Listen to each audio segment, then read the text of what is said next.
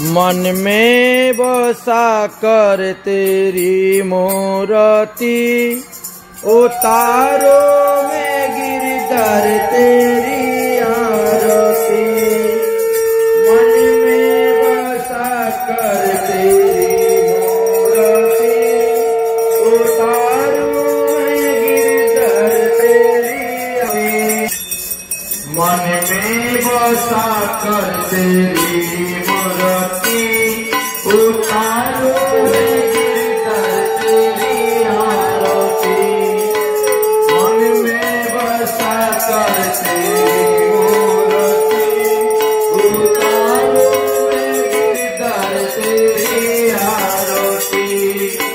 करुणा करो कष्ट भरो ज्ञान दे भगवान, भव में फसाना मेरी तारो जो भगवान। करुणा करो कष्ट भरो ज्ञान दे भगवान, भव में फसाना मेरी तारो दे भगवान। धरती दावा तो मेरे पास गए, धरती दावा तो मेरे पास गए। जिंदगी दया की भीगी मांगती, मन में बसा कर तेरी मूर्ति, मन में बसा कर तेरी मूर्ति। उतारो में गिरधर तेरी आरती, उतारो में गिरधर तेरी आरती। मांगो तुझसे क्या हमें की सोची भगवान, जिंदगी जब तेरी नामे कर दिया अर्पण। मांगो तुझसे क्या हमें की सोची भगवान, जिंदगी जब तेरी नामे कर दिया अर्पण। सबकी तो तेरा कुछ नहीं मेरा, सबकी तो तेरा कुछ नहीं मेरा। चिंता है तुझको प्रभु संसार की, मन में बसा कर तेरी मूर्ति, मन में बसा कर तेरी मूर्ति। उतारो में गिरधर तेरी आरती, उतारो में गिरधर तेरी आरती। वेद तेरी महिमा गाये संत करे ध्यान, नारद गुण गान करे छारी बिना कान। वेद तेरी महिमा गाये संत करे ध्यान, नारद गुण गान करे छारी बिना कान।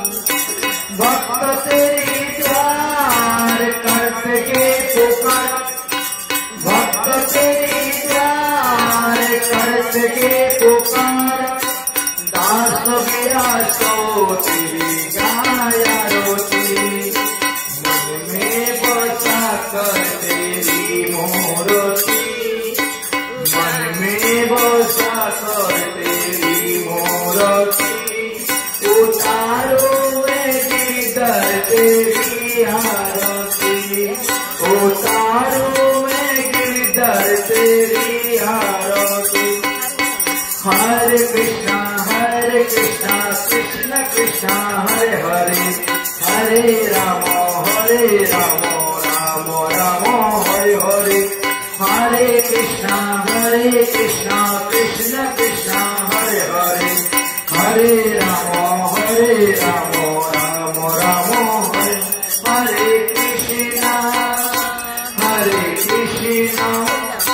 कृष्णा कृष्ण कृष्ण हरे हरे, हरे राम राम राम हरे हरे। जय राधे जय राधे जय राधे जय राधे। हरे कृष्ण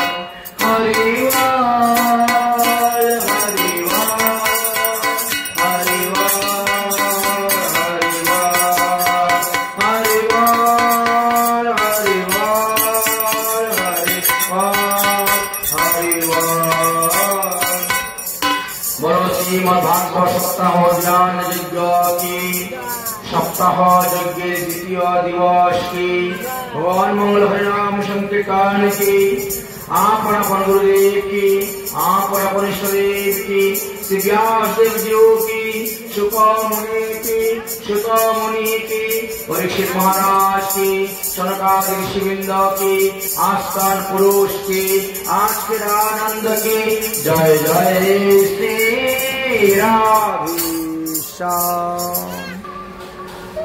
ओम नमो भगवते वासुदेवाय। श्रीमद्भागवतम महापुराणम द्वितीय स्कंद विंश अध्याय। परमहंस शिरोमणि सुखदेव गोस्वामी पाद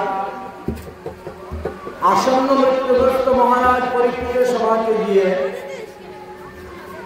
যেভাবে শ্রীমদ্ ভাগবত সপ্তাহ ব্যাসদেবের অনুষ্ঠান করেছিলেন সেই ক্রম অনুসারে আজ হলো তাহার দ্বিতীয় দিবস। গতকালকে আমরা ভগবান বরাহদেবের অবতারের কথা আলোচনা করেছিলাম, পৃথিবীকে উদ্ধারের কথা আলোচনা করেছিলাম। আজ পরবর্তী বিষয় আলোচনা করব। এখান থেকে দ্বিতীয় দিবসের পাঠ আরম্ভ হয়েছে। শৌনক ঋষি সুতমুনিকে জিজ্ঞাসা করলেন, মহিমি প্রতিষ্ঠা মধ্যস্থ সৌতে সায়ং ভুবমন কণ্ডিম্বতিষ্ঠদোদারাণি মার্গয়াদবর জন্মনাম। হে মহাভাগ সুতমুনি, ব্রহ্মার পুত্র স্বয়ংভূ মনু এবং শতরূপা তারা এই বসুন্ধরাকে পাওয়ার পর তারা কিভাবে সৃষ্টি কার্য আরম্ভ করেছিলেন? ব্রহ্মাই বা পৃথিবীকে পাওয়ার পরে তিনি কি করেছিলেন? এই প্রশ্নের উত্তর দিতে গিয়ে সুতমুনি বললেন, হে সনকাদি ঋষিগণ, পৃথিবী দেবীকে পাওয়ার পরে ব্রহ্মা সর্বপ্রথম পৃথিবী দেবীর পূজা করেছেন। ঋং শ্রী ক্লীং বসুন্ধরায় স্বাহা, এই মন্ত্রে তিনি পৃথিবী দেবীকে পূজা করেন। পূজা করার পর পৃথিবীর কাছে ভূমি প্রার্থনা করলেন, হে পৃথিবী দেবী, তুমি আমাকে ভূমি প্রদান করো, আমি তোমারই উপরে সপ্ত সমুদ্র, সপ্ত নদী, সপ্ত পর্বত আদি নির্মাণ করো, প্রাণীকুল সৃষ্টি করো, তাদের থাকার জন্য বাড়িঘর অনুকূল পরিবেশ সৃষ্টি করো, অর্থাৎ তুমি আমাকে ভূমি প্রদান করো। বহুভাবে স্তুতি বিনতি করে ব্রহ্মা পুজো করলেন। পুজো করার পর স্বয়ংভূ মনু এবং শতরূপাকে বললেন, এবার তোমরা স্বামী স্ত্রী উভয়ে মিলনিত হয়ে এবার প্রজা সৃষ্টি আরম্ভ করো, কারণ তপস্যা করে সন্তান উৎপাদন করা বড়ই কষ্ট, তাই এই পদ্ধতিকে অবলম্বন করা হয়। এইবার স্বয়ংভূ মনু এবং শতরূপা উভয়ের মধ্যে বিবাহ হল, উভয়ের মধ্যে মিলন হল। এতে 3টি কন্যা সন্তান আর 2টি পুত্র সন্তান জন্ম নিলেন। কন্যা 3 জনের নাম আকুতি, প্রসূতি, দেবহূতি, আর পুত্র 2 জনের নাম ছিল প্রিয়ব্রত এবং উত্থানপাদ। তারাও শিশুরার ন্যায় বড় হতে শুরু হয়েছে। একদিন দেবশ্রী নারদ পৃথিবী ভ্রমণ করতে করতে সেই বৈষ্ণবী নগর স্বয়ংভূ মনুর রাজধানীতে গিয়ে উপস্থিত হয়েছেন। উপস্থিত হয়ে তিনি বললেন যে আপনার মেয়ে তিনটা তো বিবাহের উপযুক্ত হয়ে যাচ্ছে, তো মেয়ে তিনটাকে বিয়ে দেওয়া কোথায় দিবেন, কোন উপযুক্ত বর দেখেছেন? বলে না, এখনো তো যাই নাই, দেখি নাই। যাই হোক, কথা প্রসঙ্গে আলোচনা করতে করতে গিয়ে তিনি কি বললেন? বললেন যে ব্রহ্মার এক পুত্র আছে কর্দম ঋষি, এই ব্রহ্মার ছায়া থেকে উৎপন্ন হয়েছে। ব্রহ্মা কর্দম ঋষিকে আদি সমস্ত পুত্রদেরকে বললেন, যাও তোমরা যে বিবাহ করো। কর্দম ঋষি বিবাহ করার পূর্বেই তিনি ভগবানের তপস্যায় লেগেছেন। উত্তম সুকন্যা বিবাহ করবেন, উত্তম সন্তান জন্ম দিবেন, এই জন্য তিনি ভজন করতেছেন। আমার মনে হচ্ছে তোমার কন্যা দেবহূতি উপযুক্ত বর হবে ওই কর্দম ঋষি, তার কাছে বিবাহ দিলে ভালো হবে। এইভাবে যখন কথাবার্তা বলছেন, দেবহূতি তখন ঘরের ভিতরে ছিলেন, শুনতে পাচ্ছেন কর্দম ঋষি রূপের কথা, যৌবনের কথা, বিদ্যার কথা, তিনার আচার আচরণের কথা, তিনার দৈন্যতার কথা, তিনার তপস্যার কথা,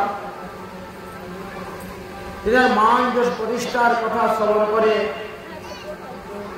দেবহূতি যখন চিন্তা করলে, তাহলে আমি কর্দম ঋষিকে বিবাহ করব, এত ভিন্ন অন্য কোন পুরুষকে বিবাহ করিব না। মেয়ের মনের ভাবটা বুঝতে মায়ের আর বাকি থাকলো না। কারণ যখন কর্দম ঋষির কথা বলা হচ্ছে, দেবহূতি তখন ঘরের ভিতর থেকে মুসকে মুসকে হাসতেছে।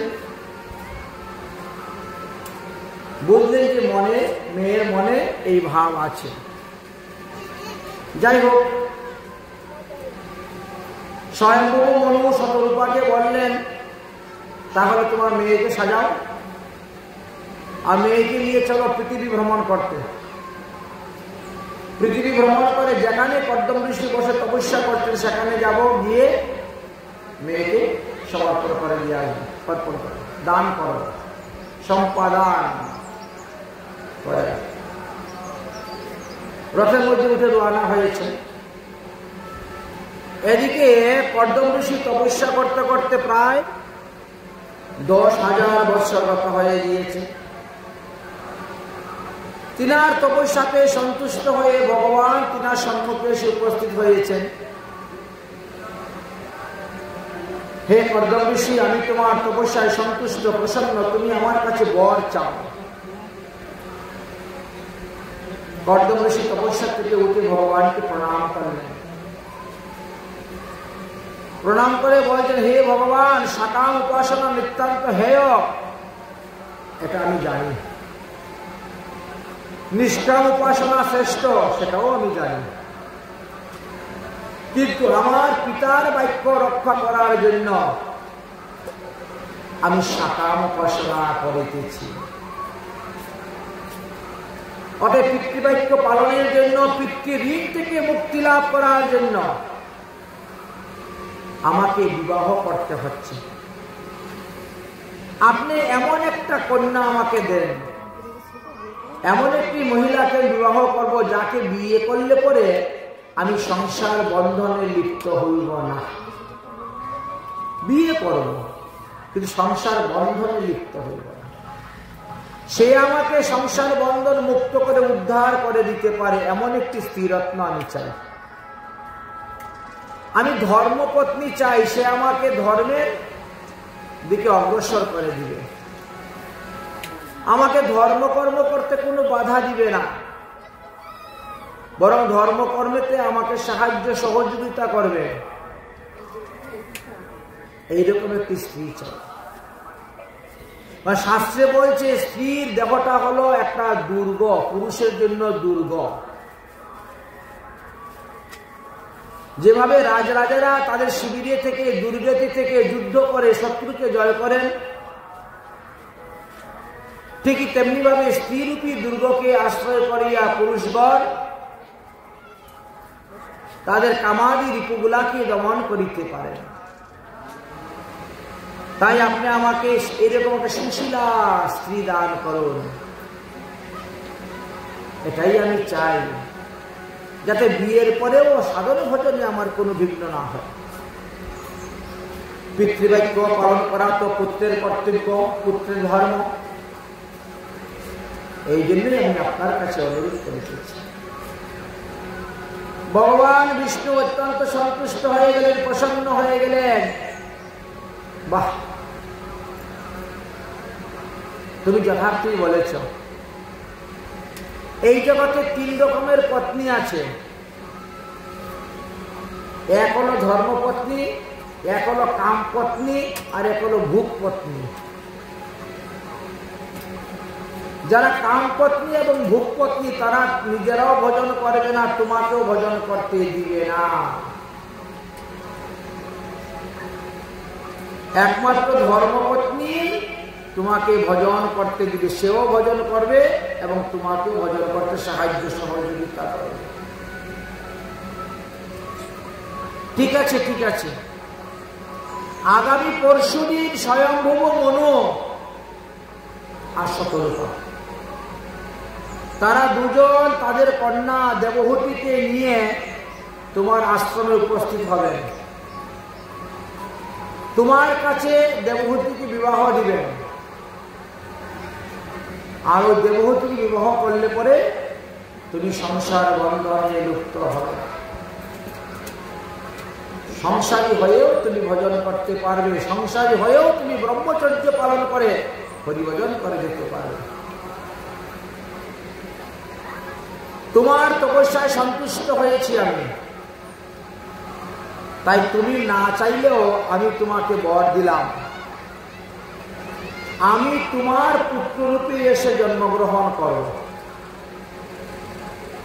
আর এই পৃথিবীতে আমি কপিল গীতা প্রচার করব। আমার নাম রাখবে তুমি কপিল দেব। আমি সাংখ্য শাস্ত্র প্রচার করব। কিভাবে সাধন করে ভজন করে মানুষ ভগবত পদপদ্ম লাভ করে ভগবানের কাছে যেতে পারে, পৌঁছতে পারে, সেই শিক্ষাটাই আমি জগৎকে দেওয়ার জন্য আমি কপিল রূপে আসব। বর্তমান জগতে ওই সমস্ত গীতা পাওয়া বড় বিরল। আমরা খালি এখন শ্রীমদ্ ভগবত গীতা পাই। বাজারে কখনো খবর নিয়ে দেবেন গুরু গীতা পাওয়া যায় কিনা। গুরু গীতা, পাণ্ডব গীতা, গুরু গীতা, পাণ্ডব গীতা, গর্ভ গীতা,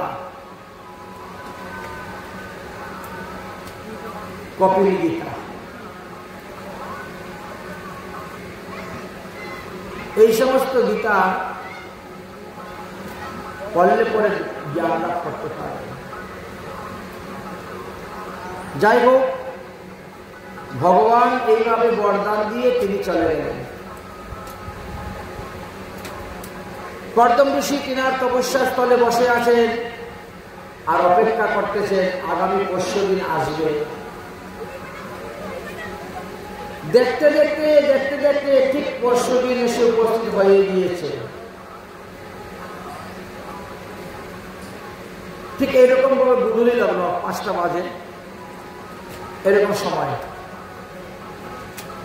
স্বয়ম্ভব মনু দেবহূতি এসে একেবারে কর্দম ঋষির আশ্রমের সামনে দাঁড়িয়ে গেছেন। দেখেন, ভগবান যেভাবে বলেছেন সেভাবে কর্দম ঋষিকে দর্শন করে স্বয়ম্ভব মনু রথ থেকে নেমে প্রণাম করেছেন। কর্দম ঋষিও প্রণাম করলেন।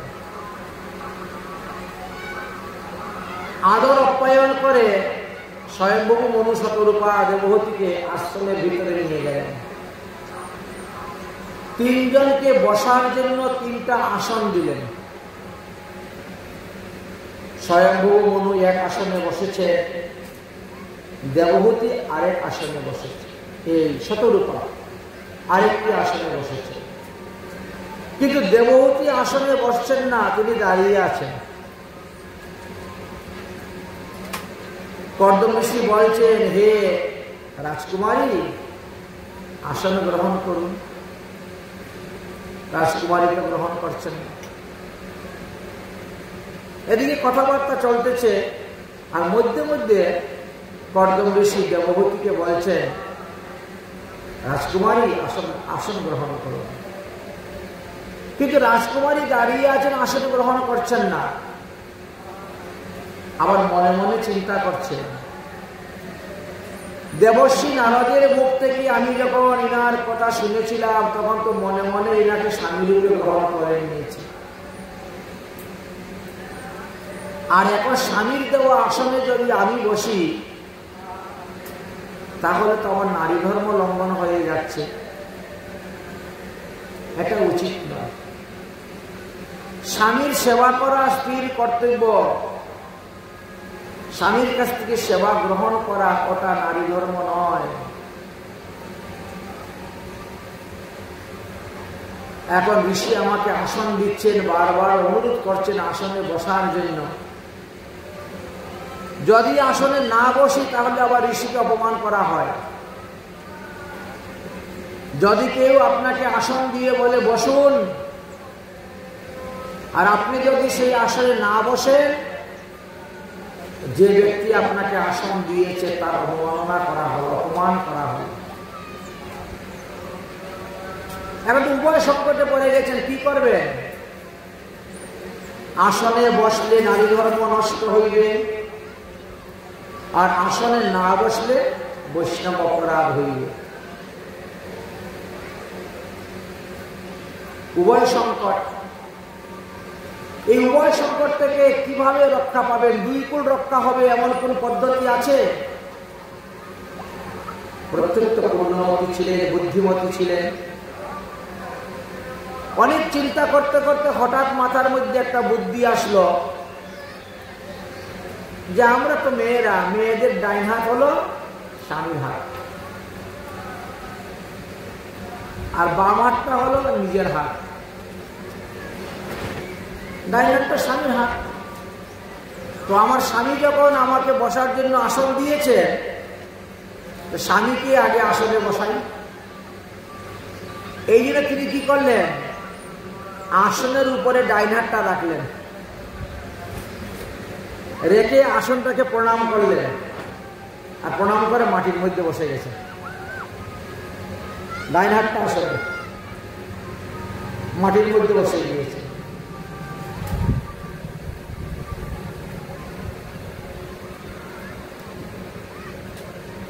কর্দম ঋষি বুঝতে পারলেন যে বাহ, এত বড় কর্তৃত্ব পূর্ণমতী, আমার দেওয়া আসনের মধ্যে আমাকেই বসালো। ঠিকই তো, ভগবান যে বলছেন এই মেয়েটি বিবাহ করলে বন্ধনে লিপ্ত হইবে না, এর ধর্মজ্ঞান আছে, এ আমাকে ধর্মপথে অগ্রসর করতে পারবে, ধর্মে বাধা দিবে না। আচ্ছা, জানাশোনা থাকতে হোক, আবার জিজ্ঞেস করছেন কর্দম ঋষি স্বয়ংভূ মনুকে, মহারাজ আদেশ করুন, কি সেবা আপনার করতে পারি, কি উদ্দেশ্যে এই গরিবের কুটিয়ায় আগমন? স্বয়ংভূ মনু বললেন, আমি দেবর্ষি নারদের মুখ থেকে শুনেছি তুমি নাকি বিবাহ করতে চাও। লাগবে হ্যাঁ, পিতা ব্রহ্মা যে আদেশ দিয়েছেন বিয়ে করে সংসার সৃষ্টি করতে, প্রজা সৃষ্টি করতে, আর বিয়ে না করলে তো পিতৃঋণ থেকে মুক্ত হব না। পিতৃঋণ থেকে মুক্তির জন্য তো বিবাহের প্রয়োজন, সন্তান উৎপাদনের প্রয়োজন, তাই বিবাহ করতে ইচ্ছুক। বলে তাহলে দেখো, তোমার যেমন স্বভাব চরিত্র না, আমার এই মাইয়াটারও সেই রকম স্বভাব চরিত্র। এই জন্য দেবর্ষি নারদের মুখ থেকে শোনার পরে আমরা সিদ্ধান্ত নিলাম যে তোমার কাছে মেয়ে বিয়ে দিব, তাই মেয়ে নিয়ে একেবারে চলে এসেছি। এখন মন্ত্রপুত করে বৈদিক বিধি অনুসারে তোমার হস্তে মেয়ে সম্পাদন করব, যদি তুমি কৃপা করে আমার মেয়ের পানি গ্রহণ করো। কর্দম ঋষি বলছেন বিয়ে করতে পারি, তবে একটা শর্ত আছে। আপনারা বিয়ে করার সময় শর্ত করেন তো, টিভি দিবেন, ফ্রিজ দিবেন, 5 ভরি সোনা দিবেন, 5 লাখ টাকা ক্যাশ দিবেন, বরযাত্রী যারা আনবো এদেরকে উত্তম উত্তম ভালো মন্দ খাওয়াতে হবে, থাকার ব্যবস্থা করতে হবে, কত কিছু শর্ত। কর্দম ঋষি বলছেন বিয়ে করতে পারবো, কিন্তু আমার একটা শর্ত আছে। কি শর্ত? শর্ত হলো আপনার মেয়ের গর্ভেতে যখন আমার ঔরসে একটি সন্তান হইবে, তখনই আমি সংসার ত্যাগ করে সন্ন্যাস গ্রহণ করে চলে যাব। আমি সারা জীবন আপনার মেয়ের ভাত কাপড়ের দায়িত্ব নিতে পারবো না। এটাই হলো আমার শর্ত। কারণ একটি পুত্র সন্তান জন্ম হইলে তো আমি পিতৃঋণ থেকে মুক্ত হয়ে গেলাম, তারপরে আমি বাকি জীবন হরিভজন করব। এটাই হলো আমার শর্ত। শর্তের কথা শুনে স্বয়ম্ভু মুনির মুখটা ছোট হয়ে গেছে। তিনি দেবহূতির মুখের দিকে তাকাচ্ছেন, ওরে মা, তোরকে কার কাছে বিয়ে দিতে এনেছিলে? একটা মাত্র সন্তান হলেই বলছে সংসার ত্যাগ করে, সবাইকে ত্যাগ করে চলে যাবে, স্ত্রী পুত্র ত্যাগ করে চলে যাবে বনে হরিভজন করতে। তাহলে তোর বাকি জীবনটা কি হবে উপায়? স্বামী তো হলো মনে করো একটা ঘরের ছাদ, মাথা। সেই ছাদই যদি না থাকে তোমার মাথার উপরে, যে তুমি কি নিয়ে বাঁচবে?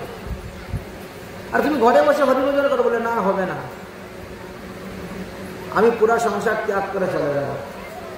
যদি আমার এই শর্তেতে রাজি হন, তাহলে আপনার মেয়ে বিয়ে দিয়ে যান, না হলে না, দরকার নেই বিয়ে দেওয়া। কত বড় শর্ত! স্বয়ম্ভু মনু দেবহূতির মুখের দিকে তাকাচ্ছেন, ওমা কি করব? দেবহূতি বলছে, বাবা, আমার এইরকম স্বামীরই দরকার। বলিস কি? বলে হ্যাঁ, আমি যদি বিবাহ না করি, সন্তান উৎপাদন না করি, তাহলে আমিও পিতৃঋণ থেকে মুক্ত হব না, মাতৃঋণ থেকে মুক্তি হব না, বা তোমার দানেরও সফলতা হবে। এই জন্য আমি বিবাহ করতে ইচ্ছুক। তবে এত নকল স্বামী, ওর সারা জীবন স্বামী সেবা করবো কেন? আমি আসল স্বামী, জগৎ স্বামী ভগবান শ্রীকৃষ্ণের সেবা করবো সারা জীবন, নকল স্বামী সেবা করবো কেন? এইরকম স্বামী চলে গেলেও ভালো। দেখেছেন, ভগবান শ্রীকৃষ্ণ হলেন আসল স্বামী, জগৎ স্বামী, আর ঘরে যেটা আছে ওটা নকল স্বামী। এই কথাটা ব্রজের গোপীগণ বলেছিলেন কৃষ্ণকে রাসলীলাতে। কারণ নকল স্বামী যারা, তারা তো আপনাকে বলে, তাই না, সারা জীবন আমি তোমার ভাত কাপড়ের দায়িত্ব নিলাম, ব্রাহ্মণগণ মন্ত্রভূত করে বলে 7 জন্মের বন্ধন করে দিলাম, কত কিছু বলেন। তারপরে সেই নিজেই চলে গেল তোমাকে ফেলে। যে নিজেকে নিজে রক্ষা করতে পারে না, সে আরেকজনের দায়িত্ব নেয় কেমন করে? কত বড় মূর্খ! আমারই নিঃশ্বাসের বিশ্বাস নাই, আর আমি আরেকজনের দায়িত্ব নিয়ে নিলাম সারা জীবনে। বিবাহ মানে কি? বি উপসর্গ যুক্ত বহ ধাতু। তো বি উপসর্গ যুক্ত বহ ধাতু কি? বিশেষ রূপে বহন করা। বিবাহ, এই স্ত্রীকে বিবাহ করা, সে পুরুষ যে বলে, তাহলে স্ত্রীকে বিশেষ রূপে বহন করতে হয়। কাপড় চুপড় ঔষধপত্র থেকে আরম্ভ করে যা কিছু সব। যার কারণে স্বামী যদি মারা যায়, তাহলে স্ত্রী পেনশন পায়, তাই না? পেনশন পাবে, কারণ তাকে যে বিশেষ রূপে বহন করার দায়িত্ব নিয়েছে। স্বামী মারা গেছেন, কি করা যাবে? মাসে মাসে পেনশনের টাকা ঢুকবে, 10,000, 12,000, 15,000, 20,000, যাই হোক। দেববতী বলছেন আমি আসল স্বামী সেবা করবো, ভগবান, নকল স্বামীর দরকার নেই। বিবাহ কার্যে আলোচনা হয়ে গেল, বিবাহ কার্য হয়ে গেল। বিবাহ কার্য দিয়ে করার পরে এবার স্বয়ংভূ মনু বলে তাহলে আমি আমার রাজ্যে চলে যাই। স্বয়ংভূ মনুর রাজ্য কোথায় ছিল? ব্রহ্মবর্ত দেশে মহিষ্মতি নামক নগরে, যেখানে কুশ এবং কাশ্যের উৎপত্তি হয়েছিল, সেইখানে স্বয়ংভূ মনুর রাজা ছিল। তাহলে দেখা গেল বিয়ে 8 প্রকারের হয়। 8 প্রকারের বিবাহের কথা শাস্ত্রে বর্ণন করে গেছে। মনে মনে যদি কেউ কাউকে স্বামীরূপে গ্রহণ করে তবুও সে স্বামী হয়ে গেল, বিয়ে হয়ে গেল। এই জন্য ব্রহ্ম বিবাহ, দৈব বিবাহ, আর্য বিবাহ, প্রজাপত্য বিবাহ, আসরিক বিবাহ, গন্ধর্ব বিবাহ, রাক্ষস বিবাহ আর পিচাস বিবাহ, এই 8 প্রকারের বিবাহের কথা বর্ণন করে দিয়েছে। তো 8 প্রকারের মধ্যে কারো 2 প্রকার, 3 প্রকার, কারো 4 প্রকারও বিয়ে হয়ে যায়, অন্যগুলা গোপনে থাকে। বৈদিক বিধিটাই, বিবাহটাই প্রকাশ্য। 10 দেশ নিমন্ত্রণ করে, অগ্নি সাক্ষী করে, সূর্য সাক্ষী করে, ব্রাহ্মণ সাক্ষী করে করা হয় বৈদিক বিবাহ। অন্যান্যগুলা গোপন। যেমন মনে করেন রুক্মিণী আর শ্রীকৃষ্ণের বিবাহ, 3 বার বিবাহ হয়েছে। প্রথম বিবাহ হলো গন্ধর্ব বিবাহ। ওই নারদের মতো রুক্মিণী শুনে মনে মনে কৃষ্ণকে স্বামীরূপে গ্রহণ করে নিয়েছে। আমি বড় হলে কৃষ্ণ ছাড়া অন্য কাউকে বিয়ে করবো না, হয়ে গেছে কৃষ্ণ স্বামী। না কৃষ্ণকে দেখেছে সে, না কৃষ্ণ রুক্মিণীকে দেখেছেন, কিন্তু কৃষ্ণ কথা শুনতে শুনতে কৃষ্ণকে ভালোবেসে ফেলেছে। এই যে বিবাহ, একে বলে গন্ধর্ব বিবাহ। আচ্ছা, কৃষ্ণ কিছুই জানেন না, দ্বারকায় আছেন, আর এদিকে রুক্মিণীর বিয়ে ঠিক হয়ে গেছে শিশুপালের সঙ্গে। রুক্মিণী চিঠি লিখেছেন, হে স্বামিনী, কৃষ্ণকে আগেই, নারদের মুখ থেকে তোমার গুণের কথা শুনে আমি তোমাকে স্বামীরূপে গ্রহণ করেছি, কিন্তু আগামী পরশুদিন আমার বিয়ে দাদা ঠিক করে ফেলছে শিশুপালের সঙ্গে। অতএব তুমি আসো, এসে আমাকে হরণ করে নিয়ে যাও। ভগবান শ্রীকৃষ্ণ চিঠি পেলেন, পেয়ে আসলেন। হাজার হাজার লক্ষ লক্ষ সৈন্যর পাহারা দিচ্ছে, 2 ধারে দাঁড়িয়ে। তার মধ্যে দিয়ে রুক্মিণী যাচ্ছেন অম্বিকা পূজা করার জন্য। ভগবান শ্রীকৃষ্ণ সে পক করে ধরে নিয়ে চলে গেলেন। ওটা হলো রাক্ষস বিধানের বিবাহ। জোর করে ধরে নিয়ে চলে যাওয়া, এটা রাক্ষস বিধান বিবাহ। বুঝেছেন? এই যে রাক্ষসের কাজ হলো এটা। তাহলে প্রথমে গন্ধর্ব বিবাহ হলো, তারপর রাক্ষস বিধান বিবাহ হয়ে গেল। আচ্ছা, নিয়ে যাওয়ার পরে এখন বসুদেব দেবকী বলছেন, না না, আমরা বৈদিক বিবাহ দিব, ওসব চলবে না। যাও বৃন্দাবনে নন্দ মহারাজকে নিমন্ত্রণ দাও, উনি না আসলে বিয়ে হবে না, ওনাকে আসতে হবে। নন্দ বাবাকে চিঠি দিলেন। নন্দ বাবা বলছেন, আমি যাবো না, ব্রজের পুত্রীরা পাঠাচ্ছি, করা যাক। আমার এখন বৃদ্ধ বয়সে আমার দ্বারা সম্ভব করে যাওয়া, এত দূর রাস্তা টাঙ্গায় করে যাওয়া। তোরা বিয়ে করে নে, আমি অনুমতি দিলাম, আর বউ ভাতের দিয়ে আমি ব্রজ 84 নিমন্ত্রণ করে ভান্ডারা দিয়ে দিব। এটাই হলো বউ ভাত। আর এখনকার লোকে বউ ভাতে মাছ মাংস দিয়ে করে, এটা ভালো নয়, ঠিক নয়। যেমন দান করবেন তেমনই তো ফল পাবেন। রাজস্বিক দান করবেন, তামসিক দান করবেন, তো তামসিক ফলই পাবেন। সাত্বিক কাজ করলে না সাত্বিক ফল পাবেন। কর্ম করবেন খারাপ আর ফল পাবেন ভালো, তাহলে হবে কেমন করে? পাওয়া যাবে না। যেমন কর্ম করবেন তেমনটাই ফল পাবেন। এই জন্য আমাদের যত বিবাহ তত বৈদিক বিধি, বৈদিক কর্ম। বৈদিক কর্মতে কখনো কোনো আমিষ দ্রব্য ব্যবহার করতে নাই, মদ মাংস ব্যবহার করতে নাই, এমনকি মদ পর্যন্ত ব্যবহার নিষিদ্ধ। বেদে কোথায়ও লেখা নাই এইভাবে। বর্তমান জগতে মানুষ যেভাবে মাছ খাচ্ছে, মাংস খাচ্ছে, মদ খাচ্ছে, এগুলো লেখা নাই। বেদে 3টি স্থানের মধ্যে লেখা আছে, 3টি স্থানে কোথায় মদ প্রয়োগ করা যাবে, কোথায় মাংস প্রয়োগ করা যাবে লেখা আছে। কিন্তু বর্তমান জগতে একটা ভুল সিদ্ধান্ত নিয়ে মানুষ চলতেছে। যাই হোক, স্বয়ম্ভব মনোত মনের আনন্দে কন্যাকে বিবাহ দিলেন। আর বিবাহ দেওয়ার পরে তিনি চলে গেলেন। বিবাহ কাজে শেষ হতে সন্ধ্যা হয়ে গেছে।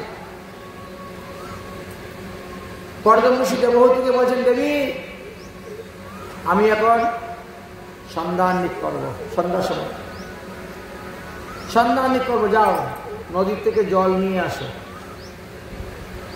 দেবহূতি এক কলস নিয়েছেন, কলস নিয়ে নদীতে গেছেন জল আনতে, গিয়ে দেখেন বাঘ আর হরিণ দুজনে খেলা করতেছে। আরে বৈরী ভাবতো ঘরে খেয়ে ফেলবে, না খায় নাই, খেলা করে। আশ্চর্য তো দেখি। ঋষির তপস্যার প্রভাবে ওই স্থানের যারা পশুরা ছিল তাদের হিংসা ভুলে গেছে। পশুর মধ্যে পশু আর পশুত্ব নাই, হিংসা বৃত্তি নাই, কিসের খেলা করছে। জল নিয়ে আসলেন, স্বামীর পা ধোয়াইয়া দিলেন, আচমন করাইয়া দিলেন, স্বামী সমাধিস্থ করতে বসেছেন। দেবহূতি চিন্তা করলেন, তাহলে এই ফাঁকে আমি রান্না বান্নার কাজটা সেরে নিই। রান্নাঘরে গিয়ে ঢুকে দেখেন সকালে ইঁদুরের গর্ত, সারা রান্না করে আলে গর্ত আর গর্ত, মাথার উপরে খালি মাকড়সার জাল ভর্তি। আচ্ছা, মাকড়সা পাখি সব এক জায়গায় বাস করতেছে, কিন্তু পাখিরা মাকড়সা ধরে খায় না। কত পোকামাকড় জালের মধ্যে পড়ে আছে, কিন্তু কোনো মাকড়সা পোকামাকড় ধরে খাচ্ছে না। আর এই গর্ত গর্ত থাকে, এই এত গর্তের মধ্যে বসে রান্না করবো কেমন করে? দুই একটা বন্ধ করে দিয়ে গর্ত বন্ধ করতে গিয়ে দেখে গর্তের ভিতরে সাপ আর ব্যাঙ বসে আছে, খেলা করতেছে। সাপে ইঁদুরে খেলা করে, সাপে ব্যাঙে খেলা করে। তাহলে ঋষি আগে উঠুক সমাধি থেকে, তারপরে জিজ্ঞাসা করবো কি করবো, কেমন করে রান্না করবো। ঋষি যখন তপস্যা করে সমাধিতে বসে যায়, মন্ত্র জপ করতে করতে করতে করতে একেবারে সমাধি। এক সমাধিতে 12 বৎসর চলে গেছে। বিয়ে করার পর 12টা বৎসর গত হয়ে গেছে। 12 বছর উনি কি করবেন? যে সতী নারী, স্বামী না খেলে তিনি ভোজন করবেন না। স্বামী ভোজন করার পরে স্ত্রী ভোজন করবে, স্বামী শয়ন করার পরে স্ত্রী শয়ন করবে, স্বামী শয়ন থেকে উঠার আগে স্ত্রী জেগে উঠবে এবং তার স্নান সব ব্যবস্থা করবে। আর স্বামী তো সমাধিস্থ হয়ে আছেন, তিনি ভোজন করেন কেমন করে? এবার তিনি কি করবেন? একটা বুদ্ধি মাথার মধ্যে আসলো যে জলপান করাকে আহার বলা হয় না, অতএব জলপান করা যায়। এই জন্য তিনি প্রতিদিন কি করতেন? শালগ্রাম শিলাকে স্নান করিয়ে সেই চরণামৃত শুদ্ধ পান করতেন। আচ্ছা, 12 বছর যদি কেউ খালি চরণামৃত পান করে করেই থাকে, তাহলে তার শরীরের অবস্থা কি হবে? অস্থি সর্বসার হয়ে যাবে। 12 বছর পরে যখন এনার তপস্যা ভঙ্গ হলো, তখন তিনি বলছেন, হে দেবী, তুমি কে আমার কুটিয়ার মধ্যে? তুমি জানো না সাধুদের কুটিয়ায়, মনীষীদের কুটিয়ায় মহিলারা থাকতে নাই, বাস করতে নাই। কে তুমি? কেন এসেছো এখানে? যাও যাও যাও, কুটিয়ার থেকে বেরো, কুটিয়ার থেকে বেরো। দেবহূতি বলছে, প্রভু তুমি কি ভুলে গিয়েছ? আজ থেকে 12 বৎসর পূর্বে তোমার হস্তে আমার বাবা তোমার কাছে বিয়ে দিয়ে গেছিলেন। আমি সেই স্বয়ংভূ রাজার কন্যা দেবহূতি। ও, তোমার এই অবস্থা কেন? কি করবো, 12 বছর ধরে না খেয়ে আছি। তুমি তো এক সমাধিতে 12 বছর চলে গেছে, আমি কি করব এই অবস্থায়? আহা, ভালো করেছ। তাহলে তুমি বসো, আমি তোমাকে আত্মতত্ত্ব জ্ঞান আজকে দান করবো, ব্রহ্মতত্ত্ব জ্ঞান দান করবো, বসো।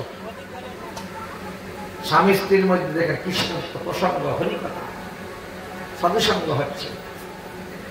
ওটা স্ত্রী সঙ্গ রইল না, কি হলো? সাধুসঙ্গ। বসো বসো বসো, আমি তোমাকে আত্মতত্ত্ব ব্রহ্মতত্ত্ব দান করবো। তাহলে তুমিও আমার মতন ভজন সাধন করতে পারবে, সমাধিস্থ হতে পারবে। দেবতী বলছেন, আমার বাবা আপনার কাছে বিয়ে দিয়ে গেলেন, 12 বৎসর হয়ে গেল। বাবা যে দান করলেন কন্যাদান, তার তো ফল পাবেন না যতদিন পর্যন্ত আমি কোনো সন্তান জন্ম দিতে না পারি। ততদিন পর্যন্ত আমিও পৃথিবীর থেকে মুক্ত হইতে পারবো না। অতএব ব্রহ্মতত্ত্ব, আত্মতত্ত্ব এইগুলো আপনি পরে দিবেন আমাকে, এখন পুত্রতত্ত্ব আমাকে দেন। সন্তান দেখলেন যে ইচ্ছার বিরুদ্ধে কিছু করতে গেলে লাভ হবে না। সাধন ভজনটা না, এটা একটা রুচির ব্যাপার আছে। যদি কারো একটু ইচ্ছা হয় তখন তাকে দেওয়া, জোর করে এনে দেওয়া যায় না, করানো যায় না।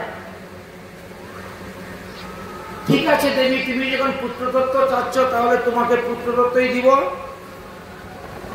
ওই সামনে চলে যাও, গিয়ে দেখো একটা সরোবর আছে, তার নাম হয়েছে বিন্দু সরোবর। ওই সরোবরে গিয়ে তুমি স্নান করে আসো, আমি তোমার মনোবাসনা পূর্ণ করব। দেবতী যখন বিন্দু সরোবরে স্নান করতে গিয়েছেন, কর্দম ঋষি তখন তিনার তপস্যার দ্বারা একটা বিমান তৈরি করেছেন, যে বিমানের মধ্যে 9টি তালা ছিল, 9 তালায় 9টি ঘর ছিল। কর্দম ঋষি নিজের শরীরকে 9 ভাগে বিভক্ত করে 9 জন কর্দম ঋষি হয়ে 9 ঘরে বসে আছেন। আর দেবহূতিকে ডাকছে, আসো আসো। দেবহূতি স্নান করে আসলেন সরোবর থেকে। সেখানে ওই সরোবরে বেশ কিছু কুমারীরা বাস করতেন। তারা দেবহূতিকে সুন্দর করে স্নান করিয়ে সুন্দর শৃঙ্গার করে সাজিয়ে দিলেন।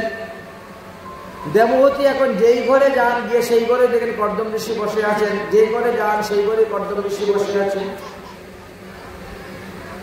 এবং সেটা, এই বিমানটা কোনো ড্রাইভার নেই, মনোবেগে চলতেছে। কর্দম ঋষির মনে যা ইচ্ছা হবে বিমান সেইভাবে চলবে। বিমান দাঁড়াও, দাঁড়িয়ে যাবে, ডাইনে ঘুরো, বামে ঘুরো, উপরে উল্টো, নিচে নামো, সব। এই বিমানের মধ্যে করে ঘুরতে ঘুরতে 100 বৎসর গত হয়ে গেল। 100 বৎসর গত হয়ে গেল। এই 100 বৎসরই তারা মিলন করলেন, আর এর দ্বারা দেবহূতি গর্ভবতী হয়। বলছেন, যার স্বামী ধর্ম আচরণ করে না, তার স্বামী জীবিত অবস্থাতেই মৃত সদৃশ্য। ধর্ম এমন এক বস্তু, ধর্ম আচরণবিহীন স্বামীর সঙ্গ করাও নিষিদ্ধ, স্ত্রীকে শাস্ত্রে উল্লেখ করেছে। তো তারা তো ওই ধর্মশীল, ধর্মপরায়ণ। এখন দেখতে দেখতে দেখতে দেখতে কি হলো, 9টি কন্যা সন্তান জন্ম হয়ে গেল।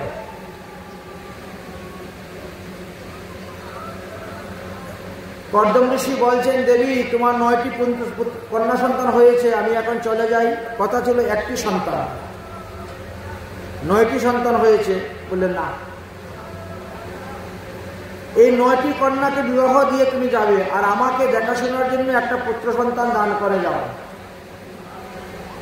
তোমার সঙ্গে কথা ছিল তো আমার একটা পুত্র সন্তান হলে পরে তুমি সংসার ত্যাগ করে যাবে।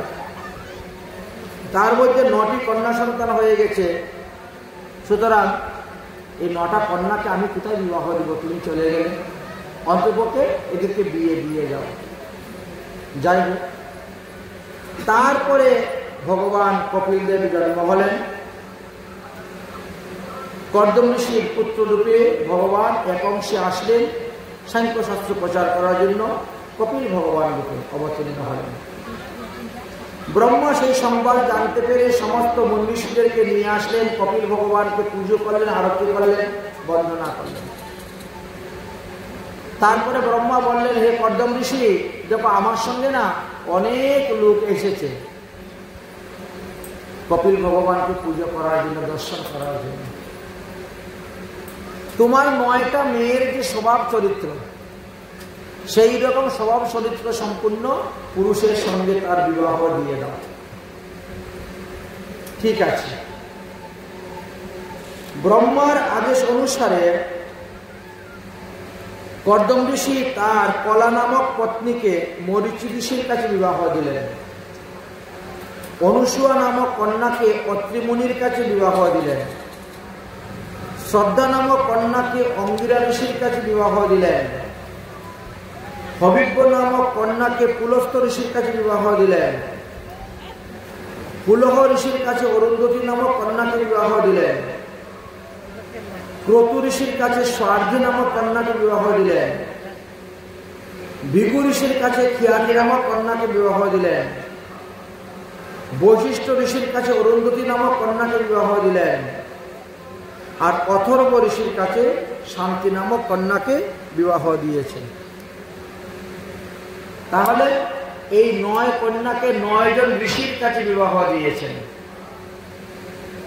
বিয়ে দিতে হয় সৎপাত্রে। শাস্ত্রে বলেছেন কন্যাদান একটা মহাদান, কিন্তু সেটা সৎপাত্রে দিতে হবে, অপাত্রে দিলে হবে না।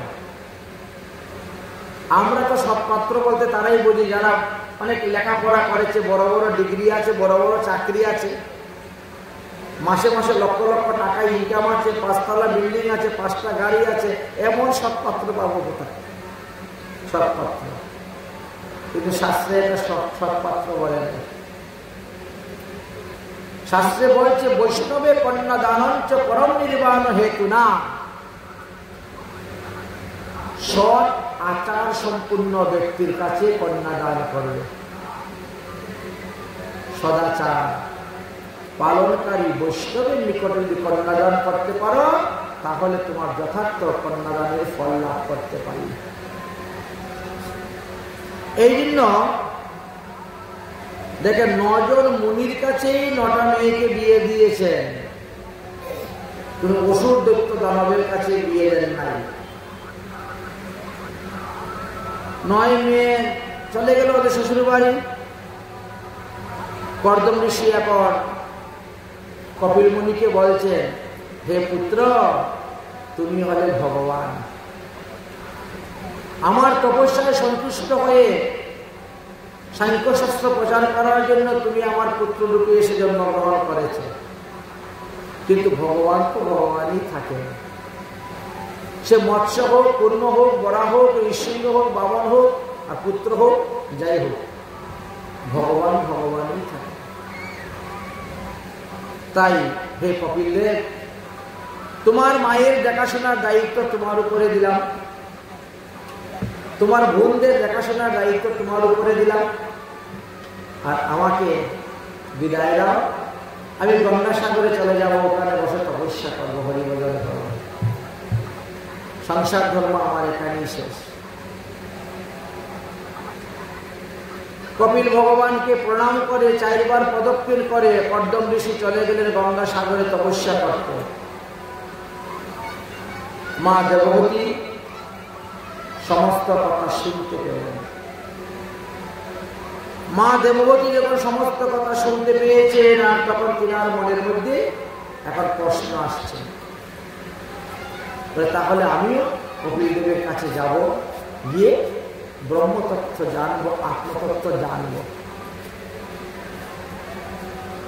পুত্রের কাছ থেকে শিখতে গেলেও তিনি দ্বিধাবোধ করলেন না। বৈষ্ণব ধর্ম এমন এক ধর্ম, যিনি কৃষ্ণ তত্ত্ববেত্তা তিনি গুরু হন। তাই কপিল দেবকেও পুত্রকেও তিনি গুরুরূপে বরণ করে নিতে দ্বিধাবোধ করলেন না। কর্দম ঋষি বনে জলে যাওয়ার পর দেবহূতি এক একটা মেয়ের বাড়িতে যেতে হয়, নাতি পুতি দেখতে হয়, থাকতে হয়। এই করতে করতে সারা বৎসর চলে যায়। হই হই রই রই করতে করতে চলে যাচ্ছে জীবনের বহুমূল্যবান সময়, অথচ সাধন ভজন হচ্ছে না।